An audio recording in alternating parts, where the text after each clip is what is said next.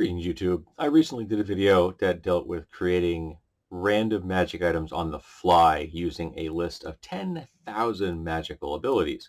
And that was very wild and wacky, but it also was slightly unstructured because it was just magical things that like a caster was either doing to someone else or to themselves, or it was an inadvertent side effect. And that did create some interesting magic items, but it also created some ones that were less than stellar, I think. I think we could do better. So what I did is I found myself a list, or actually a page, and this is from dungeonetics.com, and they have a section that covers Pathfinder First Edition. And in fact, they have a Galarian Calendar, Galarian Geography, Haro, which is a type of card game, a name generator, and spell cards, and lastly, a spell book generator. This is First Edition. So what we're going to do is we're going to generate a spell book for a 20th level caster. So it's going to have all 9 level spells. And then I'm going to pick a number at random off of that list. And what I'm going to do is I'm just going to do 1 to 9. That makes it easier because I can do 1 to 9 for spell level, and then we'll do whatever 1 to 9. Whatever spell I land on, that is what we're going to pick for an inspiration for a magic item. So first we generate the number, and we get a 7. All right, so we get a 7. Then we go to 7. Oh, so I have to generate a second number, 1. So the first thing on the 7th level spell, and we get banishment. Okay, let's pull up banishment, and this automatically goes to the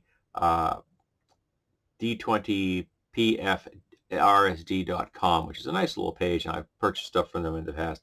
Nice folks. And classic concept is that you banish. A banishment spell is a more powerful version of the dismissal spell. It enables you to force extra planar creatures out of your home plane. As many as 2 hit dice creatures per caster level can be banished. So this automatically makes you just think this is like a 7th level spell. You're not going to shove that into a wand. It's too expensive. But you could have this thing working like a number of times a day. Like say it works 3 times a day, or you could have it be like a necklace of fireballs, that kind of thing, where you've got beads on a necklace and you pull the bead off and you smash it on the ground and boom, then you have the spell cast. And area of effect, what does it tell me? Casting time 1 standard action, range, close range, good, targets 1 or more extra creatures. So this is a grenade attack. So you're throwing this at the creature, it bursts on the ground, and bingo, you now have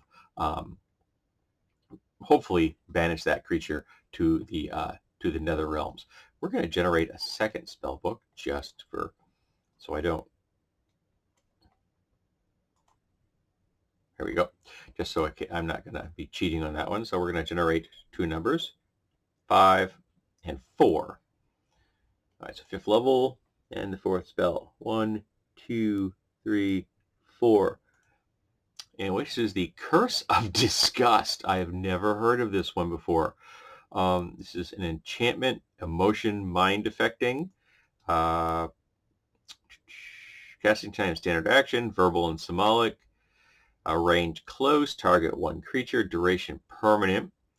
You place a curse upon a creature, causing it to avoid the sight of a specific trigger, which is a kind of creature, object, or condition designated by you.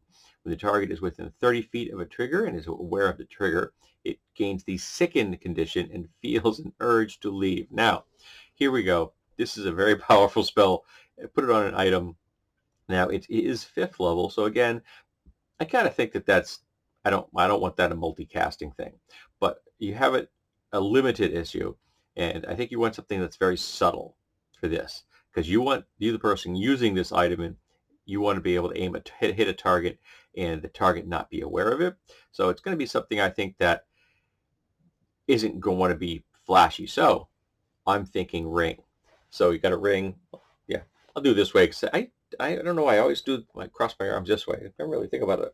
So you got your ring right here, and you're looking at your target, so you've got a line of sight between you and the ring, and you're just kind of willing the person to be disgusted by the person they're talking to, or by the royal person in the room that they're supposed to be having a meeting with. and suddenly they can't be near them. Now, some people will figure it out rather quickly that there has been some kind of a compulsory spell cast upon them, but a lot of folks are going to see that as a major social faux pas. Alrighty, so here we go, do another one. So generate two numbers, 8 and 1. So this is going to be the first 8th level spell. Form of the Dragon. Form of the Dragon is pretty boring. We'll generate another spell book and see what we get. And Clenched Fist. All right, this is a little more interesting. Powerful spell. Force, obviously.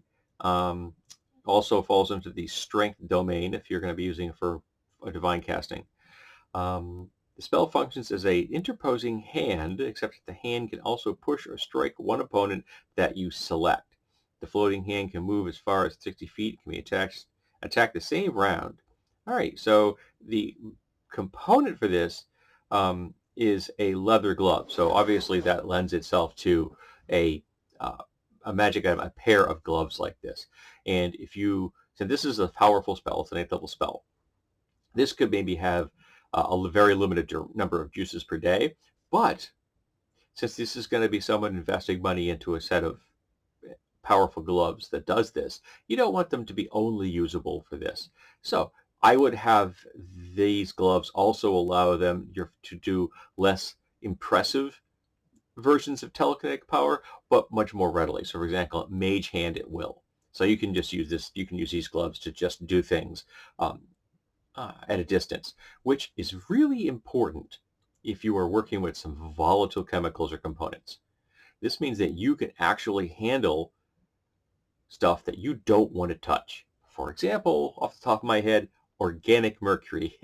Go look up what organic mercury can do to a person if it gets into their bloodstream. It isn't pretty. But also, this means you can pick up molten hot objects with this. Now, I'm describing the usefulness of the spell, but these gloves themselves could also have like a number of different telekinetic style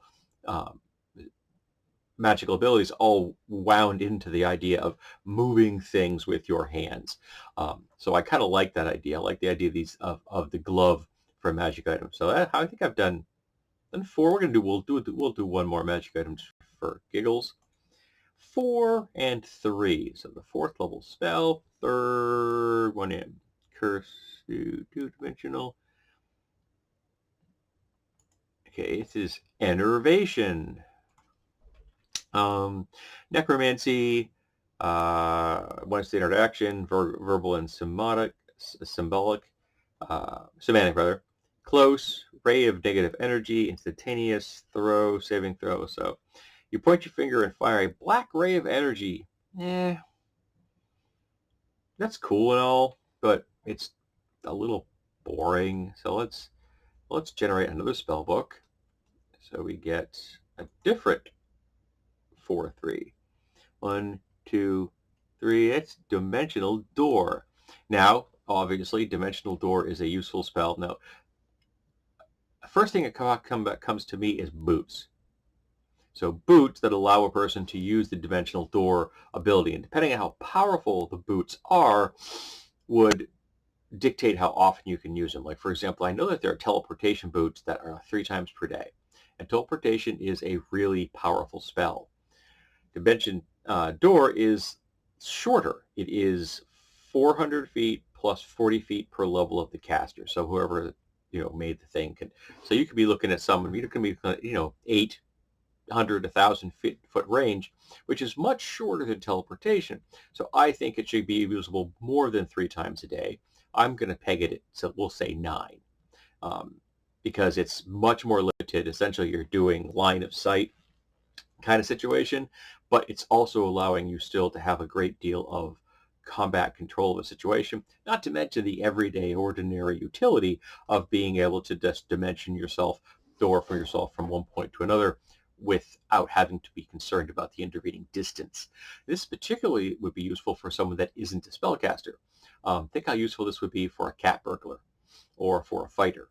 Now you're giving that person the ability to have a lot of control over where they place themselves and whether they are in danger and how they can threaten others.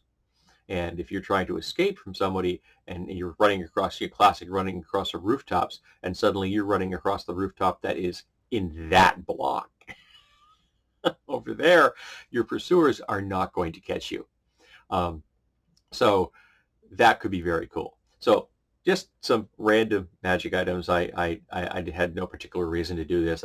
It tickled my fancy, and I'm going to keep this random page up. And I am going to go poke around this particular page and see if I can find anything else of use here, because I've just been enjoying random videos lately. I apologize if this is getting repetitious. I just enjoy kind of finding resources and playing with things.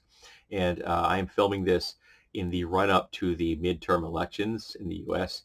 And I'm being inundated with horribly depressing things every single darn day, and I'm tired of it. So I need something that's a little on the lighter and more entertaining side that isn't dark and dreary, which is kind of weird because it's Halloween weekend, and I should, be watching spooky stuff. And I gotta tell you, I'm just not in the spooky mood right now. I need things that are a little more entertaining and lighter. And so you get random magic items because of that. So let's talk about how we would use this resource to create random magic items. In fact, go find this right now. Find a random number generator and see if what magic item you can create right now based on this page.